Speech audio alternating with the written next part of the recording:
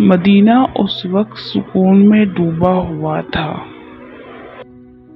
گلیاں سناٹے ہو چکی تھی اور گھروں کے دروازے بند تھیں، لیکن اس خاموشی میں ایک انجانی سی بے چینی چھپی ہوئی تھی۔ حضرت فاطمہ رضی اللہ عنہ جو تہجد کی نماز ادا کر چکی تھی، سجدے سے سر اٹھایا، پھر اٹھایا ہاتھ دعا کے لیے، لبوں پر خاموش دعا جاری تھی۔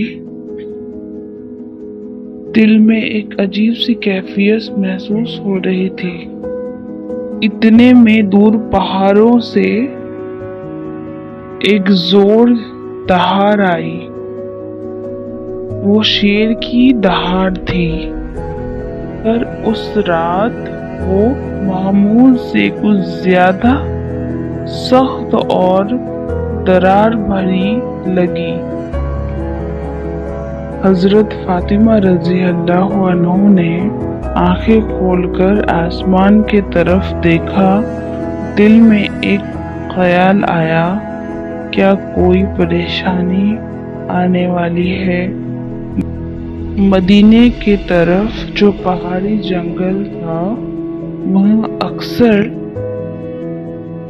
درندوں کا خطرہ رہتا تھا، خاص کر رات کے وقت اس طرف جانے سے ڈرتا تھا۔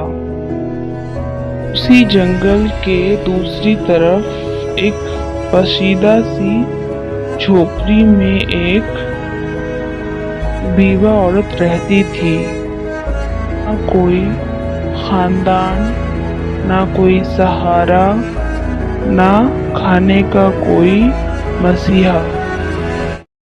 مدینہ اس وقت سکون میں ڈوبا ہوا تھا۔ گلیاں سناٹے ہو چکی تھی اور گھروں کے دروازے بند تھیں، لیکن اس خاموشی میں ایک انجانی سی بے چینی چھپی ہوئی تھی۔ حضرت فاطمہ رضی اللہ عنہ جو تہجد کی نماز ادا کر چکی تھی، سجدے سے سر اٹھایا، پھر اٹھایا ہاتھ دعا کے لیے، لبوں پر خاموش دعا جاری تھی۔ دل میں ایک عجیب سی کیفیت محسوس ہو رہی تھی۔ اتنے میں دور پہاڑوں سے ایک زور دہاڑ آئی۔ وہ شیر کی دہاڑ تھی، پر اس رات وہ معمول سے کچھ زیادہ سخت اور ڈر بھری لگی۔ حضرت فاطمہ رضی اللہ عنہ نے آنکھیں کھول کر آسمان کی طرف دیکھا۔ دل میں ایک خیال آیا، کیا کوئی پریشانی آنے والی ہے؟ مدینے کی طرف جو پہاڑی جنگل تھا، وہاں اکثر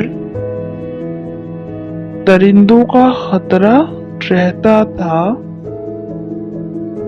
خاص کر رات کے وقت اس طرف جانے سے ڈرتا تھا۔ اسی جنگل کے دوسری طرف ایک پوشیدہ سی جھوپڑی میں ایک بیوہ عورت رہتی تھی۔ نہ کوئی خاندان، نہ کوئی سہارا، نہ کھانے کا کوئی مسئلہ۔